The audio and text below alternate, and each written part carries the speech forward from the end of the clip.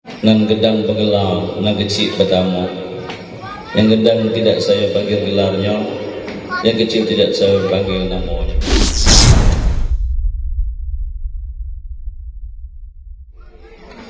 ولا حول ولا قوة إلا بالله العلي العظيم ولا حول ولا قوة إلا بالله العلي العظيم أما بعد.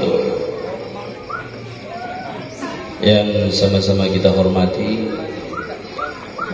Sohibul Hajah Bapak Satarudin sekeluarga, kita doakan semoga Sohibul Hajah Bapak Satarudin sekeluarga senantiasa diberikan kesehatan oleh Allah Subhanahu wa taala, dan Allah mudahkan segala urusan dalam hajat pernikahan anak beliau ini.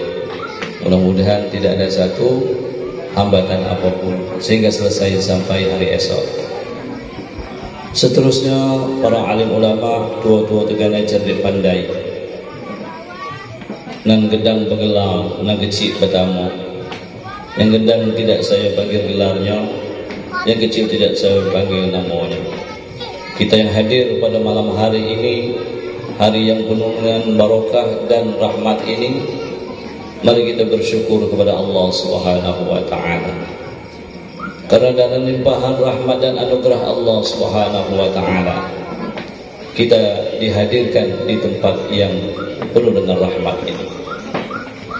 Kalaulah bukan dengan kudrat iradat Allah, kita tidak akan sampai di sini.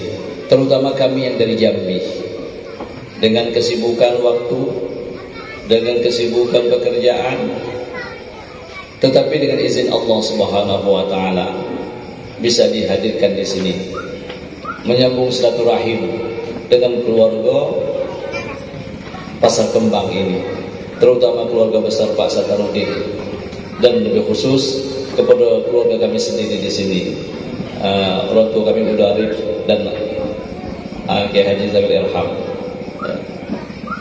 Seterusnya selawat dan salam mari kita kirimkan kepada Rasulullah sallallahu alaihi wasallam. Allahumma shalli ala sayyidina Muhammad wa ala ali sayyidina Muhammad. Aulan nasbi yaumil qiyamah. Rasulullah sallallahu alaihi wasallam bersabda, orang yang paling utama nanti dihadapkan kepada hari kiamat siapa? Aktsaruhum alayya salatan. Mereka yang paling banyak berselawat kepadaku. Untuk itu kegiatan kita ini selalu kita iringi dengan selawat kepada Rasulullah sallallahu alaihi wasallam. Bukan hanya sekadar ini, Rasulullah sallallahu alaihi wasallam lalu bersabda lagi, "Shalla alayya wahidatan." Barang siapa yang berselawat kepadaku sekali, kata Rasul sallallahu alaihi wasallam, maka Allah akan berselawat kepadanya 10 kali. Allah turunkan rahmat kepadanya 10 kali. Allah turunkan kebaikan kepadanya 10 kali. Allah tunai hajatnya 10. Allah buang keburukan, kejahatan, dosanya 10. Sekali kita berselawat. Dan kita berharap kegiatan ini selalu mendapat rahmat Allah Subhanahu wa taala. Hajat kita malam hari ini sampai besok akan selalu mendapatkan rahmat Allah karena selalu berselawat kepada Rasulullah. Rasulullah bilang juga, wa man shalla alayya 10. Dan barang siapa yang berselawat kepadaku 10 kali, sallallahu alaihi mi'atan, lalu Allah akan menurunkan rahmat kepada 100. Allah turunkan kebaikan 100. Allah turunkan kebarukan 100. Allah hilangkan keburukan, kejahatan. Begitu banyak. Wa man shalla alayya mi'atan, dan barang siapa yang berselawat kepadaku 100, kata Rasul, kataballahu lahu bayna 'ainaihi, maka Allah akan menetapkan, Allah menuliskan antara dua matanya, artinya di keningnya, di mukanya, Allah tulis, Allah stempel apa yang ditandakan, ditetapkan bagi orang berselawat ini.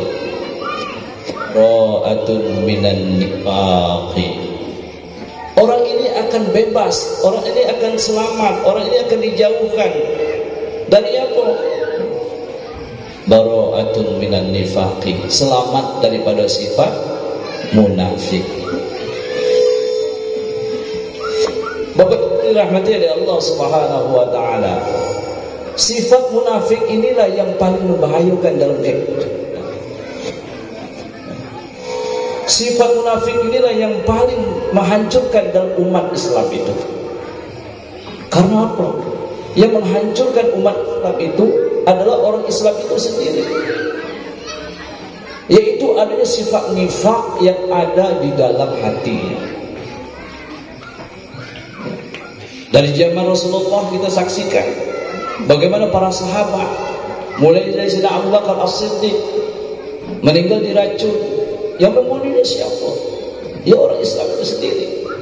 Karena sifat kemunafikan adalah hati. Bagaimana Sayyidina Umar bin Khattab, dia terbunuh saat kapan? Sedang sholat, sedang mengimam salat subuh ketika itu. Ketika Sayyidina Umar sedang membaca surah Al-Fatihah mengimami umat ketika itu, ditikam dari belakang, mati. Yang membunuh siapa? Ya orang Islam juga, karena ada sifat munafik. Bagaimana Sayyidina Utsman bin Affan ketika sedang bermunajat kepada Allah di tengah malam, sedang baca Quran, sedang enak dan lezat baca Quran, tiba-tiba ada satu gerombolan umat Islam. Mereka kepung rumah Sayyidina Utsman. Mereka dobrak masuk rumah Sayyidina Utsman. Lalu mereka membunuh Sayyidina Utsman. Pedang menusuk dari belakang, tembus dari belakang sampai ke dada ini. Siapa membunuhnya? Orang Islam. Kenapa? Sifat munafik yang ada dalam hati. Bagaimana Sayyidina Ali karamallahu wajhah ketika balik dari sembahyang subuh, dia dikepung, dia dibegal dan meninggal. Yang membunuh siapa? Apakah orang non-muslim? Tidak. Itu adalah keluarga Islam itu sendiri.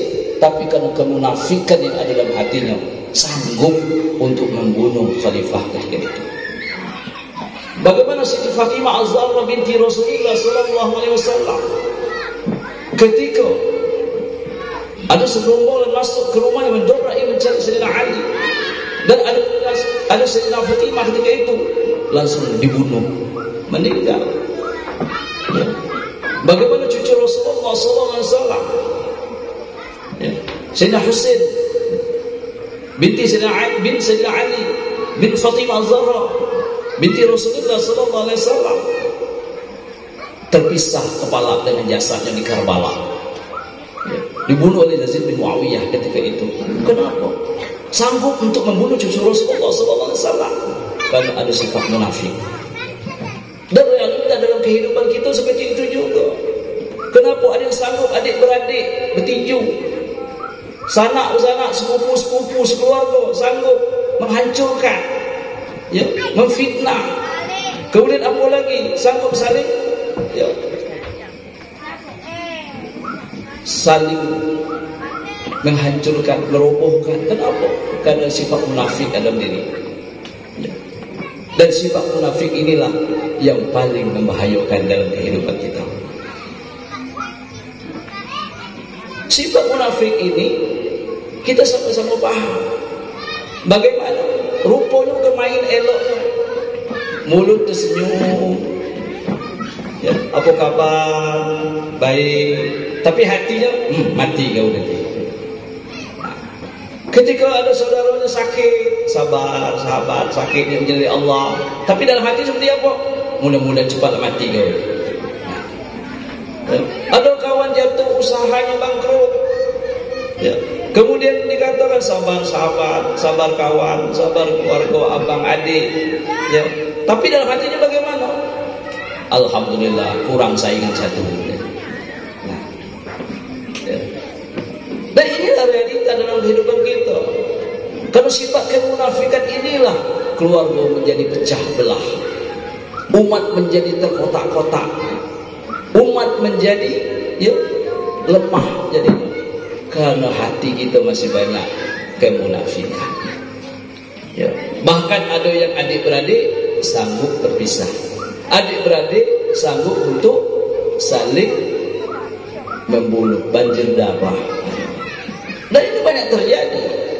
Lalu bagaimana? Untuk itu kita banyaklah berselawat kepada Rasulullah sallallahu alaihi wasallam. Allahumma salli ala sayyidina Muhammad wa ala ali sayyidina Muhammad. Dan untuk, ya, Selawat yang akan membaiki hati kita ada namanya selawat tibil qulub. Ini yang selalu disenandungkan oleh anak-anak, kadang-kadang terutama para santri.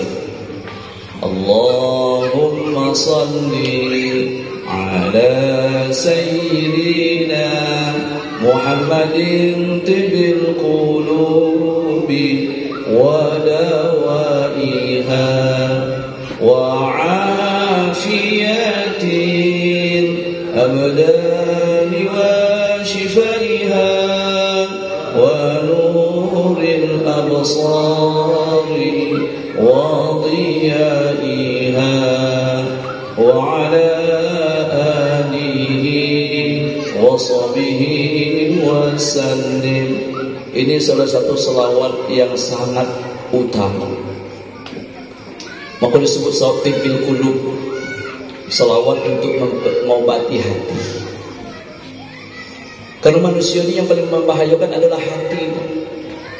Ketika hatinya ada kemunafikan, hatinya penuh dengan keangkuhan, hatinya penuh dengan kedengkian.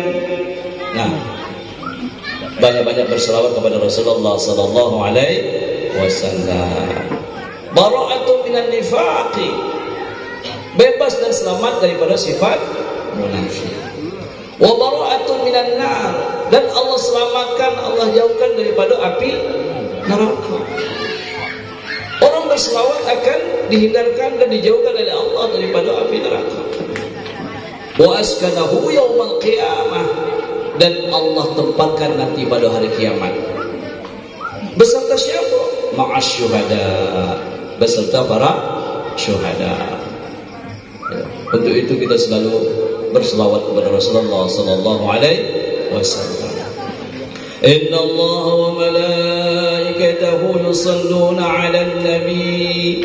Sesungguhnya Allah dan para malaikatnya, sesungguhnya Allah dan para malaikatnya berselawat kepada Nabi.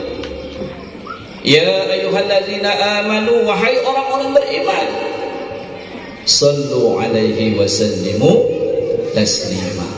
Berselawatlah kamu kepadanya dan ucapkan selawat dan salam yang sempurna. Ketika Allah berselawat, ketika para malaikat pun berselawat kepada Rasulullah dan orang-orang beriman. Khitabnya di sini adalah ya ayyuhalladzina amanu. Yang diajak siapa? Adalah orang beriman. Yang dipanggil siapa? Adalah orang beriman. Yang disuruh siapa? Adalah orang beriman. Ya ayyuhalladzina amanu, hai orang-orang yang beriman. Mudah-mudahan kita yang hadir dalam majelis ini adalah orang-orang yang Allah berikan keimanan. Amin. Orang yang termasuk atau orang yang digolongkan oleh Allah Subhanahu wa taala yang memiliki iman. Amin.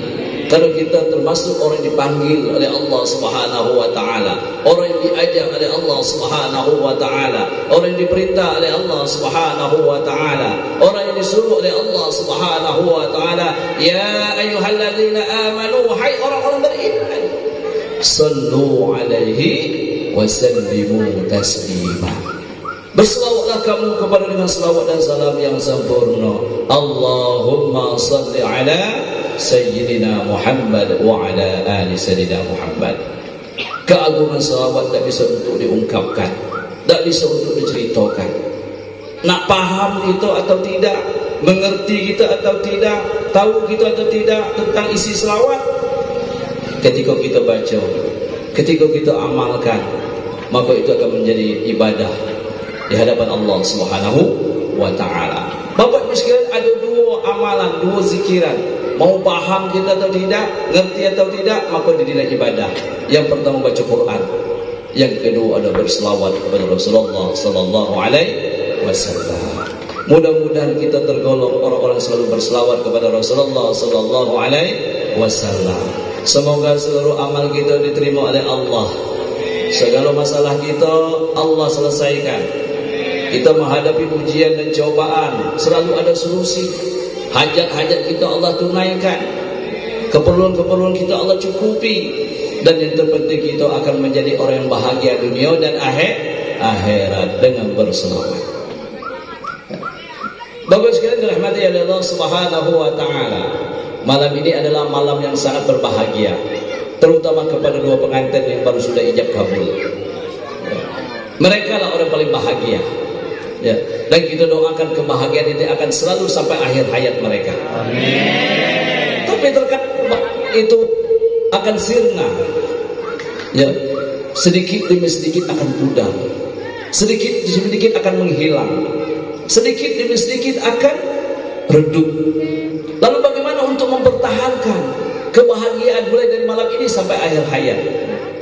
Allah Subhanahu wa taala berfirman, "Wa min ayatihi an khalaqa lakum min anfusikum azwajan litaskunu ilaiha wa ja'ala bainakum al-mawaddata war-rahmah.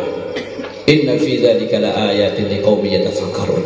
Ayat ini sangat populer, sehingga semua mendoakan semoga mereka yang samawa, sakinah, mawaddah, warahmah. Tapi untuk membangun sakinah, mawaddah, warahmah ini bukan satu perbuatan yang gampang. Ya. Allah menyatakan wa min ayatihi, dan di antara keagungan tanda-tanda kebesaran Allah Subhanahu wa taala, an khalaqa lakum min anfusikum azwajan, bahwasanya Allah menjadikan kamu hidup berpasang-pasangan. Ini adalah kebesaran Allah. Litaskunu, supaya kamu tenang katanya. Ya. Sakinah di sini, ya, perintahnya litaskunu. Yang jadi subjek, yang menjadi fa'ilnya adalah kita. Ya. Supaya kamu apa? Supaya kamu saling beradaptasi, saling mengerti, saling memahami, saling menghormati. Lintas kuno ini artinya beradaptasi. Artinya apa? Saling menyesuaikan. Ya. Sakinah di sini maknanya sangat banyak. Ya, lebih dari 70 makna sakinah di sini. Ya. Ada namanya taskin. Taskin itu adalah anestetis atau bius. Ada sukun, ada maskan, ada sakinah. Sini Allah perintahkan litas kunu. Yang menjadi fa'ilnya adalah, yang menjadi pelakunya, menjadi subjeknya adalah kita sebagai manusia. Supaya kamu beradaptasi. Seorang suami istri, satu penciptaannya sudah jauh berbeda. Secara biologis, laki-laki beda, perempuan beda. Ini secara biologis. Belum lagi sebagai sifat lagi. Ya. Ini akan menyatukan duo yang berbeda.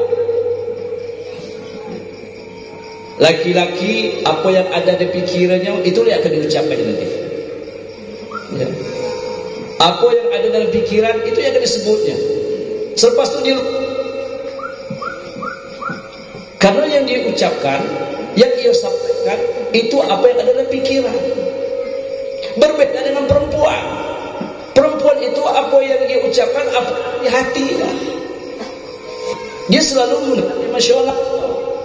Orang perempuan selalu dengan perasaannya. Ketika dia bicara, itulah perasaan dia. Laki-laki ketika dia menyampaikan, kalau dalam pikirannya, sejam kemudian dia lupa. Tak tahu lagi, dia cuek. Ya. Ketika ditanya istrinya, "Bang, tadi kau sebut rasanya tak pernah aku nyebut itu," kan? Rasanya tak ada aku nyebut itu. Kapan aku nyebut gitu kan? Baru 1 jam lupa sudah. Karena apa yang ada di sini. Sementara perempuan ketika dia mendengarnya 20 tahun masih ingat ya. Dulu abang aku pernah sebut ini. Waktu pengantin baru, aku akan berjanji setia hidup sama dia. Apa pun terjadi, tidak akan pernah aku ingkar janji. 20 tahun yang lalu dia masih ingat lagi. Kita laki-laki baru 1 jam lalu lupa menyebutkan itu. Karena ini perbedaan karakter. Dan ini harus dipahami oleh seorang suami dan dipahami oleh seorang istri. tidak akan selalu menjadi satu kehancuran. Ya. Kemudian apa lagi?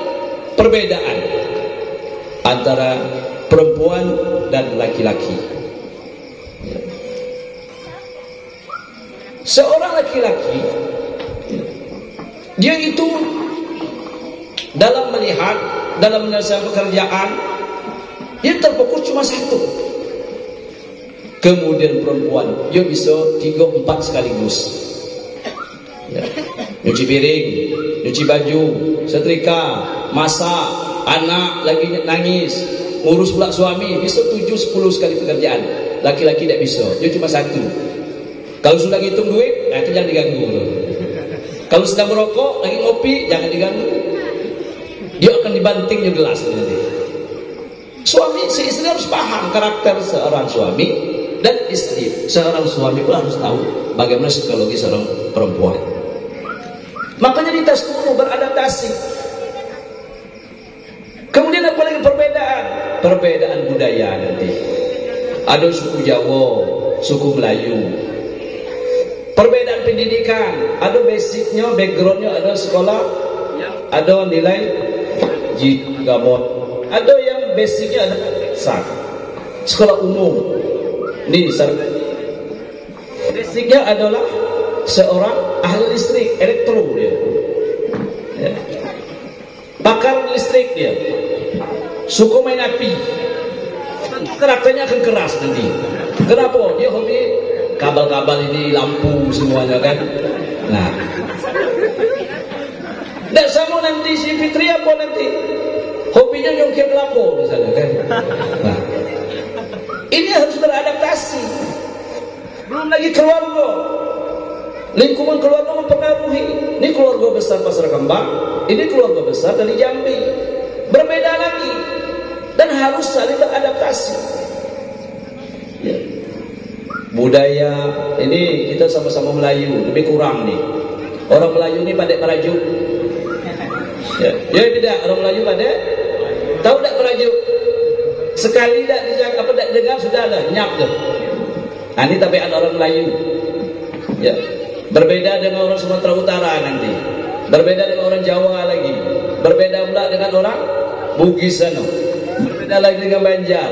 Berbeda dengan orang Papua lagi. Berbeda semua. Ini modalitas kuno supaya kita saling beradaptasi, saling mengerti. Lalu bagaimana? Salinglah mendahului. Ya. Jangan nunggu. Ini ada permasalahan nunggu dibujuk baru mau dia. Ah, itu tidak selesai masalah. Ya. Salinglah mendahului. Apa? Merasa paling bersalah. Aku minta maaf, mungkin aku salah cakap. Kadang-kadang bahasa itu, walaupun kita sama Melayu ini, Melayu Jambi, Melayu Riau, kadang ada perbedaan. Contohnya saya bercakap nih, banyaklah O kan. Nak ngapo. Mungkin di sini kasar, tapi itu menjadi kebiasaan. Apalagi dengan orang Jawa nanti, kalau istri kita orang Jawa atau suami orang Jawa, ya, berbeda lagi. Kebetulan Jawanya Jawa Solo, nanti halus betul. Nah, kemudian kita Melayu ini hobi ngelakar. Ya, hobi ngelakar. Tahu ngelakar? Bergurau. Manggil aja itu macam-macam gitu nih. Panggilan istri itu bukan main lah. Ya, gelarnya bukan main lah itu kan. Aneh-aneh. Ya. Ya. Apalagi kita Melayu, aneh-aneh. Ya. Abdul itu bedul. Nah, kan. Kalau sini apa nih Abdul? Bedul juga. Nah, kan. Muhammad Mat. Ya, tambah sikit lagi gelarnya. Apa kebiasaannya? Kalau hobinya nunggit, mat nunggit nanti. Ya. Itu Melayu kita nih. Ya. Apa lagi? Ya, macam-macam. Ya. Kadang-kadang kita tak dengarnya pun geli juga. Kok gelarnya itu kan? Ya. Kalau orangnya tinggi, panjang panggilnya, anjang katanya kan. Nah, kalau orang hitam, pak hitam jadinya kan. Nah, ya begitulah. Kalau orangnya gemuk, makndut katanya kan. Itu kita orang Melayu yang gelar. Ya, perbedaan dari suku ke suku, bahasa ke bahasa, ini kadang mempengaruhi. Ya, dan bagi seorang suami istri, seorang lelaki dan seperempuan, ketika ingin langgeng, maka harus saling mendahului minta maaf, mungkin saya cakap, mendahului puji eloknya, baiknya, ya, cantiknya, ya, saling mendahului. Tapi ketika kita saling menunggu, nah ini alamat perang, ya. Masa iyo harus aku yang duluan? Dia tidak tahu kelompok kami ini kelompok paling hebat di Pasar Kembang ini. Keluarga kami keluarga paling tinggi di Pasar Kembang ini. Bahkan bukan hanya Pasar Kembang, keluarga kami keluarga yang terhormat di Provinsi Riau ini. Ah, dia pola itu orang Jambi, dia kan kecil lah itu. Mesti dia dulu yang minta maaf. Egonya timbul. Ketika ini terjadi akan sulit. Bayangkan Rasulullah menyatakan baiti jannati, rumahku surgaku. Betapa indahnya berkeluarga itu. Tidak disebut harta banyak menjadi surga, kebun lebar menjadi surga, tidak. Kadang itu yang jadi petaka bagi kita. Kadang itu yang akan menyiksa hidup kita. Tapi Rasulullah menyatakan baiti jannati, rumahku surgaku. Kita bisa untuk berimajinasi. Alangkah indahnya ketika rumah tangga itu menjadi surga. Ya. Artinya apa? Ternyata di dalam keluarga itu tempat kebahagiaan, tempat kenikmatan, tempat kelezatan. Ketika kita ada masalah, masuk balik ke rumah keluarga itu menjadi indah. Beban menjadi ringan, permasalahan menjadi kecil. Kenapa? Karena kita dibius oleh keluarga kita. Karena ungkapan Rasulullah, baiti jannati, rumahku surgaku. Tapi ketika kita tidak memahami, tidak mau beradaptasi, tidak mau saling kita menyesuaikan diri, jangan harap dapat baiti jannati. Maka akan ketemu baiti nari, rumahku neraka. Ini bisa terjadi, rumah itu neraka. Kenapa? Baru ketemu dikit, bicara sedikit sudah bertengkar. Ya. Gara-gara cabai bertengkar, gara-gara pakaian yang kurang setrikanya, kurang rapi dikit bertengkar, gara-gara masakan yang kurang asin sedikit bertengkar, gara-gara anak bertengkar, gara-gara pintu kurang rapat ditutup bertengkar. Semuanya menjadi pertengkaran. Akhirnya apa? Baiti nari, rumahku adalah nerakaku. Ini mulai ya, payah nak balik, susah nak balik, malas nak balik. Ujungnya apa? Si istri kadang menangis sendirian di dalam kamar mandi, bercucuran air mata, mengenang nasib, ya Allah, kenapalah kau jadikan dia suami aku. Kesalnya, kalau bisa lari-lari aku ni. Bercucuran air mata, nangislah bertahun-tahun, merundung kesedihan. Ternyata hidup ini adalah satu penyiksaan. Dapat suami yang tidak pengertian, balik marah, pergi marah, pulang marah, datang marah, sekali-kali nampar dan ya, mendobrak pintu pula, jauh dari harapan. Ternyata baiti nari, rumahku adalah neraka. Sementara Rasulullah menyatakan baiti jannati, rumahku adalah surga. Ya. Saling mendahului. Terkadang si suami yang mula nyesal aku dapat kau ni, kan? Ya. Wah, banyak yang dia mau, saya mau. Tetapi kenapa aku terpilih ke kau ni, kan? Nah, nyesal rasa itu. Kenapa? Rupanya tabiat orang seperti ini. Ini salah, itu salah, kekurangan kita tidak menutupinya, kesalahan kita tidak mau memaafkan, ya. Sedikit-sedikit marah, sedikit-sedikit marah. Akhirnya baiti nari, rumahku adalah neraka.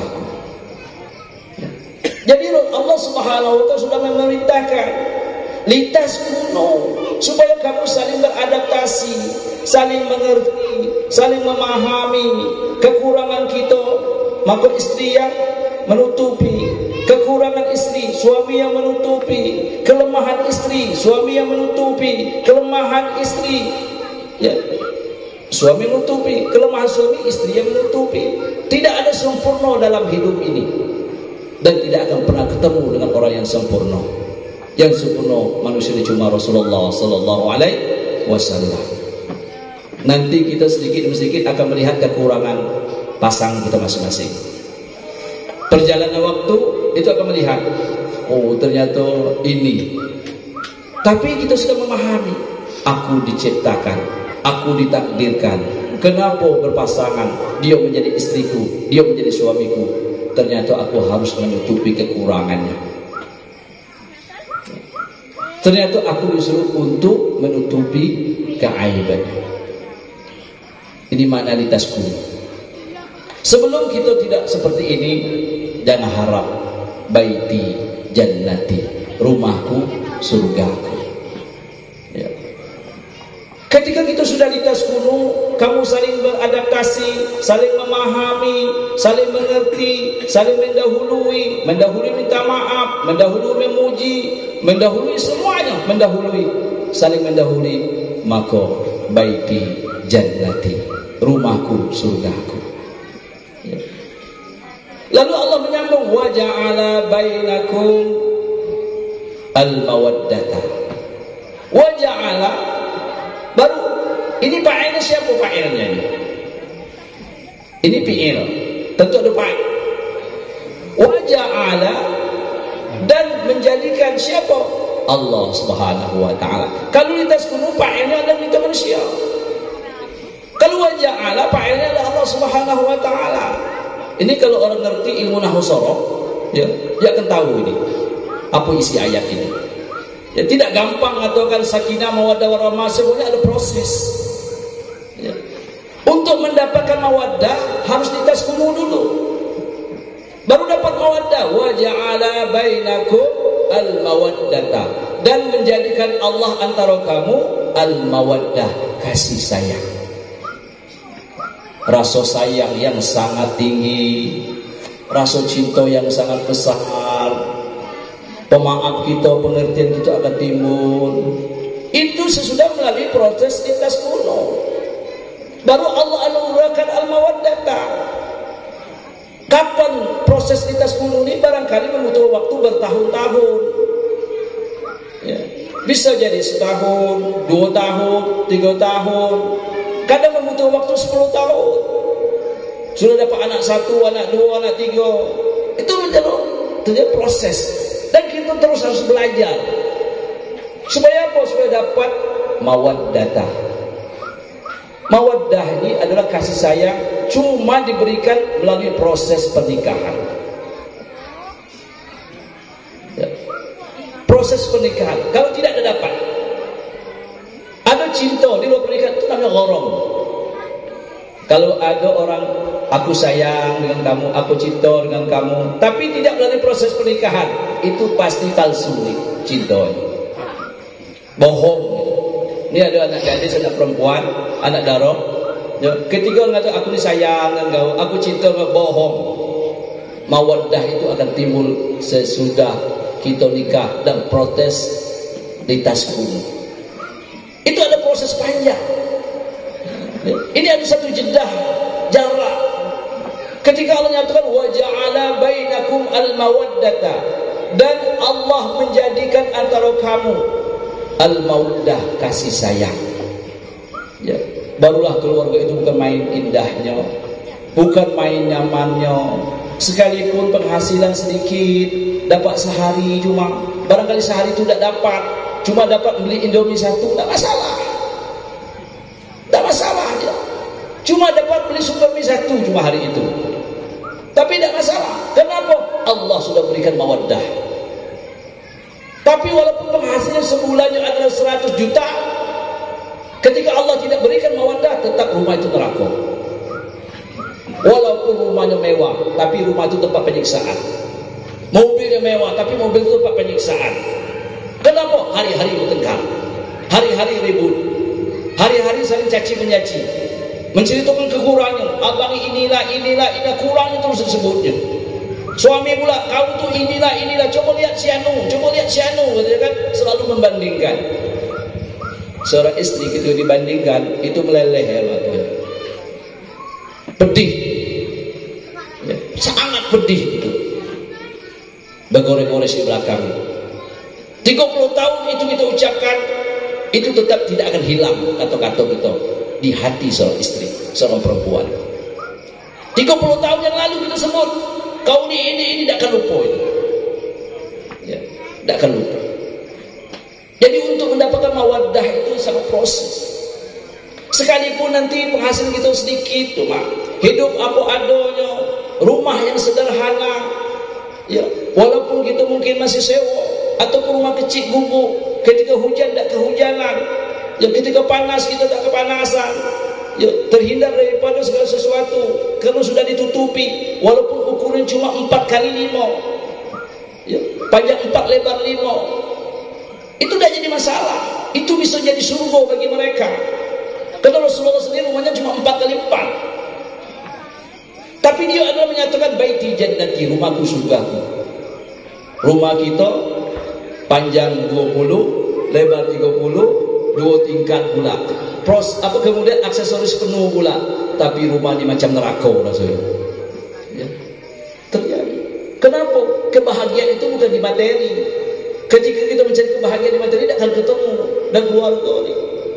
Tapi orang itu nampak bahagia kata kita. Ya.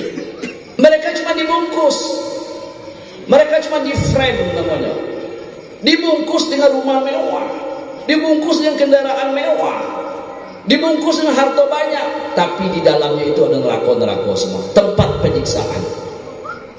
Ya.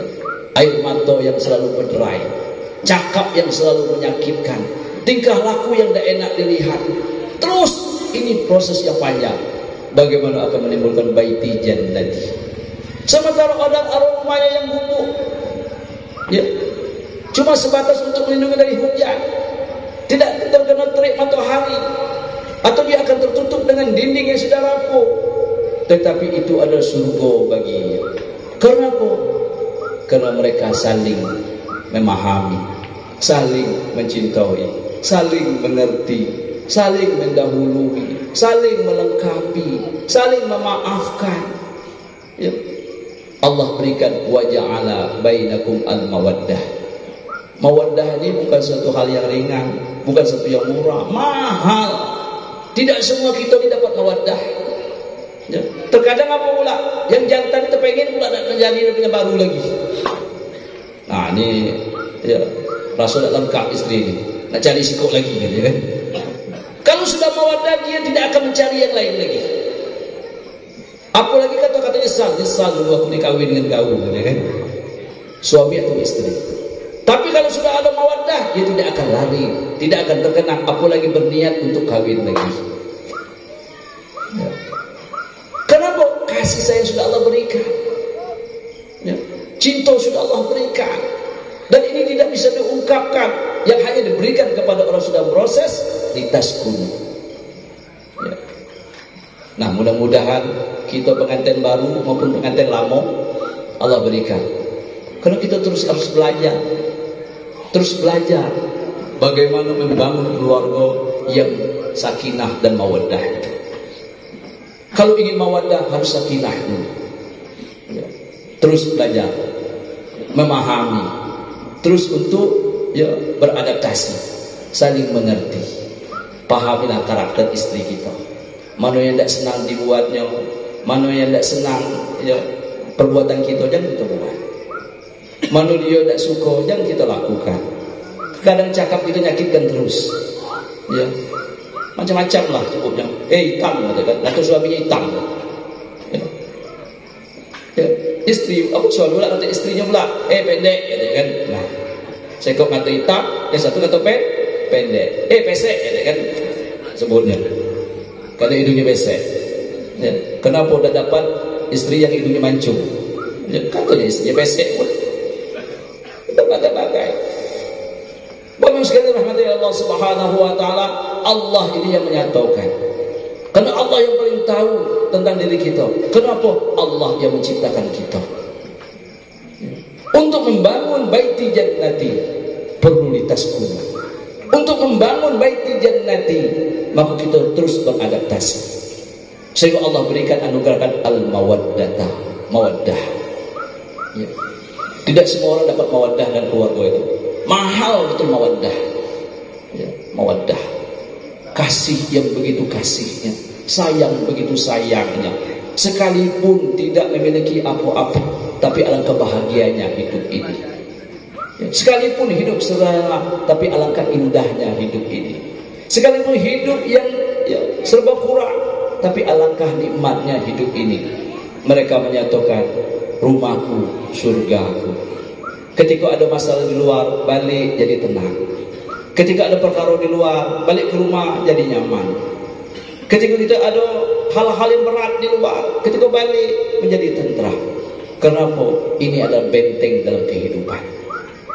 Ini adalah benteng dalam kehidupan. Tempat aku berlindung dari seluruh masalah. Yang berat-berat, yang susah-susah, yang payah-payah, ya, yang gak enak, aku akan balik. Kenapa? Disitulah untuk melebur dan untuk menghapus dan untuk meredam segala kesulitan. Tapi ketika tidak ada sakinah, mau pulang malas. Bukan bertambah kurang masalah, bertambah banyak masalah. Ya. Bukan bertambah enak balik nanti, tapi bertambah parah kalau pulang nanti. Malas betul nak pulang. Ngapa? Ini lah diomelin nanti. Ya. Malas betul nak pulang ke rumah. Ngapa jadi ribut dan jadi masalah nanti. Ternyata kita membangun neraka-neraka dan keluarga kita. Wa ja'ala bainakum al-mawaddah, dan Allah jadikan al-mawaddah. Baru warahmah dan rahmat. Kapan rahmat ini? Rahmat ini ketika kita sudah tua nanti. Itu baru dapat rahmat. Ketika sudah punya menantu, ketika sudah punya cucu, itu rahmat nanti. Keindahannya adalah ketika melihat anak cucu.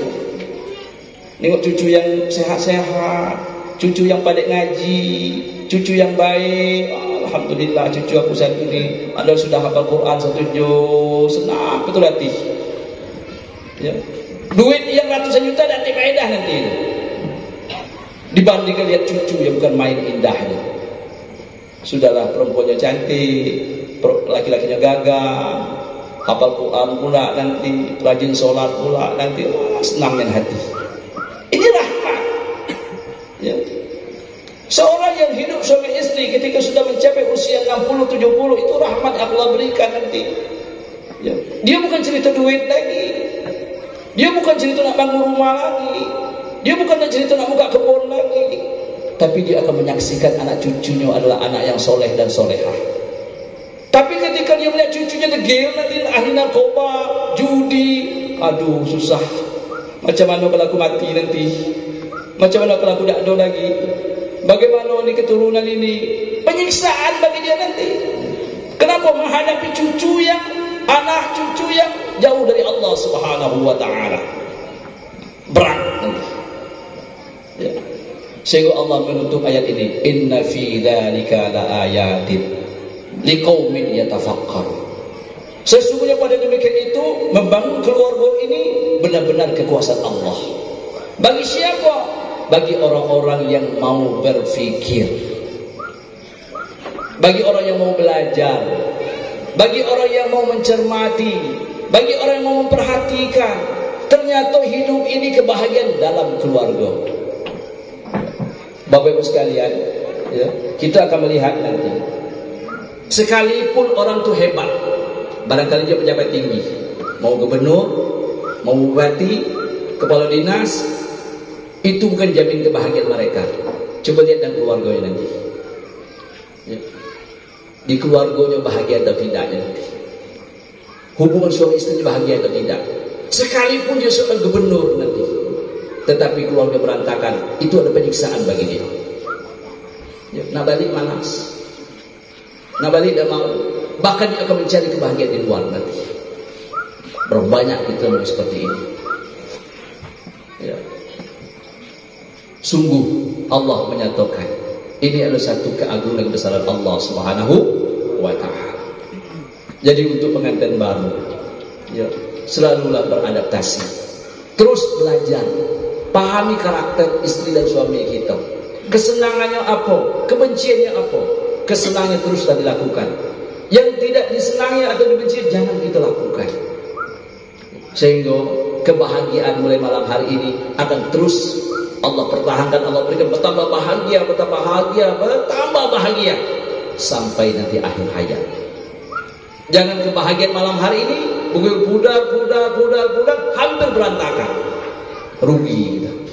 Bangunlah keluarga yang sakinah, yang mawaddah dan warahmah. Bangunlah keluarga menjadi surga bagi kita di dunia ini. Ya Rasulullah menyatakan baiti jannati. Mudah-mudahan kita doakan pengantin baru yang malam hari ini akan dapat membangun keluarga yang baik sehingga surga bagi kehidupannya. Materi bukan menjadi satu ukuran, uang bukan menjadi satu jaminan, kekayaan bukan menjadi satu panduan. Tetapi ketika saling memahami dan mencintai, kitalah orang paling berbahagia di dunia ini. Dan kita boleh katakan, akulah keluarga yang paling bahagia di dunia. Atau kita nyatakan, kami berdua adalah manusia yang paling berbahagia di dunia ini. Kenapa? Kami saling mencintai, kami saling memahami. Ada kami bersyukur, tidak ada kami bersabar. Ya. Ada kami menikmati, tidak ada kami ridha. Kalau itu bukan permasalahan dalam hidup kami. Kita melihat bagaimana Siti Fatimah dan Sayyidina Ali dalam berkeluarga. Siti Fatimah adalah binti Rasulullah. Fatimah Az-Zahra Al-Batul binti Rasulullah sallallahu alaihi wasallam. Sayyidina Ali bin Abi Thalib karamallahu wajhah. Ini adalah dua pasangan yang sangat bahagia. Ya. Apakah kita melihat bahagia karena harta? Tidak. Sayyidina Ali tidak punya apa-apa, Siti Fatimah tidak punya apa-apa. Ya. Bahkan pernah suatu ketika keluarga Sayyidina Ali dan Fatimah ini pernah 3 hari tidak makan apa-apa. Walaupun sekeping roti pun tidak tercicip. Ya. Kalau kita ada tak di pasar kembang ni 3 hari tidak makan? Ada tak? Udah. Yang ada apa? Mati kekenyangan. Kalau mati kelaparan tidak ada. Yang ada mati kekenyangan. Fatimah binti Rasulullah dan Sayyidina Ali karamallahu wajhah pernah 3 hari tidak menyentuh apa-apa. Walaupun cuma sekeping roti tidak ada yang nak dimakan. Apakah kita akan mengatakan keluarga Siti Fatimah dan Sayyidina Ali itulah keluarga yang susah, melarat, sengsara? Tidak. Mereka membangun keluarganya dengan dasar saling cinta. Ya. Mereka membangun keluarganya adalah dengan keridhaan pada Allah Subhanahu wa ta'ala. Bahkan mereka menyatakan baiti jannati, rumahku, surgaku. Jangan kita berpikir dengan kekayaan kita akan senang. Tidak ada jaminan. Dulu waktu hidup pas-pasan, mungkin dia seorang karyawan, mungkin dia orang bekerja, atau penghasilan pertanian yang didapati cukup, ya. Dapat sehari lepas sehari, atau dapat sebulan untuk 1 bulan. Bukan main damainya, tentramnya. Tapi ketika awit mahal, Pak bulannya berpuluh juta, mulai berubah. Ya. Yang dulu bukan main akurnya, yang dulu bukan main saling cinta, saling sayangnya, ketika duit mulai banyak, mulai berubah. Sayangku sudah pudar, kasihku sudah mulai menghilang, ya. Keharmonisanku pun sudah mulai tawar. Karena apa? Karena uangku menghantarkan kepada si dia. Dengan harta dan kekayaan dan duit tadi, ternyata menjadikan keluarga berantakan. Mulai sehari tidak balik, mulai 2 hari tidak balik, mulai 3 hari tidak balik, kemudian seminggu dia tidak balik lagi. Berbagai alasan dan berbagai permasalahan. Ketika dia masih sederhana, bukan main, indah dan damai, selalu bersatu, selalu bersama, selalu berbincang, selalu dia akan berkomunikasi. Tetapi ketika uangnya mulai banyak, ternyata ini menjadi bencana bagi keluarga itu. Bahkan ada yang sampai porak-poranda, bahkan yang ada sampai berpisah, terpecah belah. Nauzubillah. Ternyata uang bukan segala-galanya. Ternyata uang bukan semata-mata.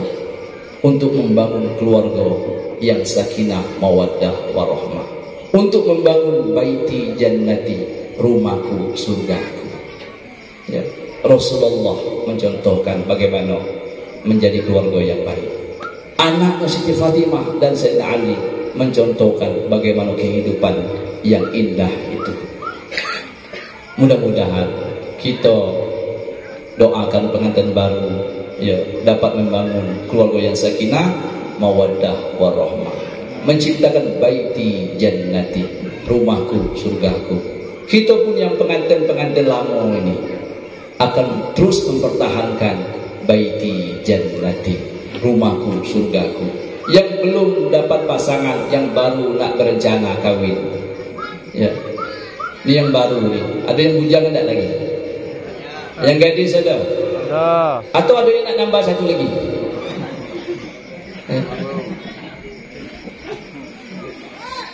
Satu ya, Rasulullah SAW menyampaikan ya, nikahilah perempuan itu ya, yang pertama adalah lijamaliha, karena indahnya, cantik ya. Walimaliha, yang kedua adalah karena ekonominya ya, cukup untuk bertahan hidup, bukan untuk kaya tapi cukup untuk bertahan hidup. Walinasabiha, mungkin keturunan ya, ini dari keturunan siapa? Walidiniha, yang keempat adalah agama. Fasbir bizatid, pilihlah agama, taribat siadaka. Inilah yang akan mengkondisikan kebaikan dalam keluarga kita ya. Bagi yang belum menikah, yang akan menikah, atau yang masih memilih siapa yang akan dijadikan pasangan, carilah yang beragama, yang bertakwa kepada Allah Subhanahu wa ta'ala, karena inilah yang akan menjadi fondasi dalam membangun keluarga itu. Ada kekuatan keimanan kepada Allah Subhanahu wa ta'ala. Bagus sekali dirahmati Allah Subhanahu wa ta'ala. Barangkali ini adalah suatu uraian singkat ya tentang yang selalu kita dengar, sakinah mawaddah warahmah ya, mudah-mudahan bisa untuk menjadi satu bahan pemikiran bagi kita ya, dan mudah-mudahan Allah beri hidayah kepada kita sehingga dapat mengeluarkan sakinah mawaddah, kemudian kita berikan keturunan yang soleh dan solehah. Allah luaskan rezeki kita, Allah mudahkan urusan kita, Allah selesaikan segala masalah kita sehingga kita bahagia dunia dan akhirat. Demikian wallahu a'lam. Assalamualaikum warahmatullahi wabarakatuh.